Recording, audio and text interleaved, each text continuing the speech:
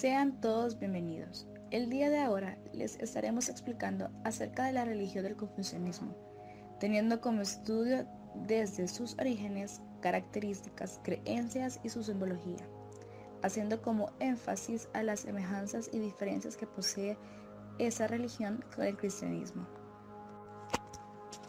El confucianismo es un sistema de pensamiento en China que se desarrolló a partir de las enseñanzas de Confucio, su fundador y sus discípulos.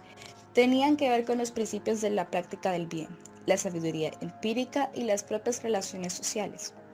El confucianismo ha influido en la actitud china ante la existencia, fijando así los modelos de vida y pautas de valor social, proporcionando la base de las teorías políticas e instituciones chinas.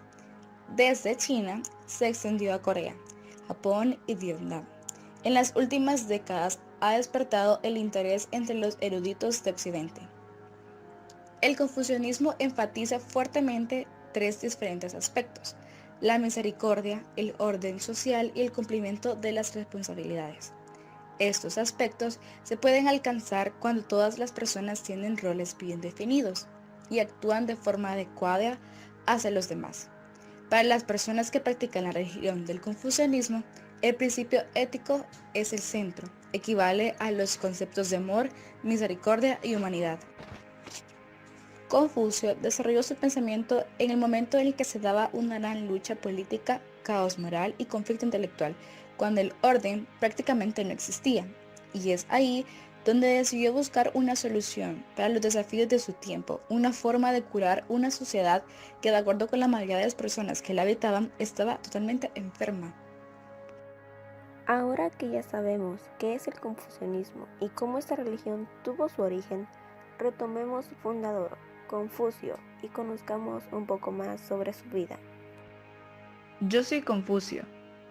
Fui uno de los más grandes maestros. Me logré destacar por ser un gran pensador, educador y político. Fui el filósofo más famoso de China. Viví en la antigua China durante la dinastía Zhou. Nací en el pueblo de Zhou en el antiguo estado de Lu, actual provincia de Shandong, China, en el seno de una familia de terratenientes nobles, el clan de los Kong, en el seno de una familia pobre pero noble. A pesar de eso, mi educación fue en esmero y eso me hizo valorarla aún más. Siendo aún joven, trabajé para la administración del estado de Lu, mi primer trabajo, que fue en los graneros estatales, y llegué a alcanzar el rango de ministro de Justicia. Pero años más tarde, renuncié al cargo, ya que no estaba de acuerdo con la política que seguía el príncipe. Fue por esta crisis e injusticia tan pronunciada que me dediqué a desarrollar un nuevo código moral basado en el respeto, la honestidad, la educación, la bondad y fuertes lazos familiares. Mis enseñanzas subsecuentemente se convirtieron en la base de la vida religiosa y moral de toda China. El confucianismo cree en la existencia de la multitud de espíritus en la naturaleza, pero todos ellos están subordinados y al servicio del Dios, cielo, Tien. El Dios cielo lo controla todo y lo ve todo, debido a que creen que Dios cielo castigará sus malas acciones con muerte o maldiciones. Se sienten motivados a obrar con virtud. Soy un discípulo de Confucio. Él era un gran maestro y consideraba que la felicidad de las almas de sus familiares difuntos dependía en gran manera de la conducta de sus descendientes vivos. No obstante, enfatizaba la importancia de la práctica de la virtud por el amor a la virtud misma, entre la que sus más grandes enseñanzas no se encuentra la del pecado original, sino aquella que dice que en el nacimiento todos los niños son buenos, y si alguien es malo es porque ha sido pervertido por el mal ambiente que lo rodeaba o por el mal ejemplo. Ese es uno de los puntos donde se diferencia el confucianismo con el cristianismo. En el confucianismo no hay sacerdotes, ya que hay una gran diferencia ante el cristianismo. Según Confucio, el emperador debería de ser el mediador entre el cielo y el hombre. Según el gobernante chino, tiene el mandato y la obligación de realizar celebraciones y ritos.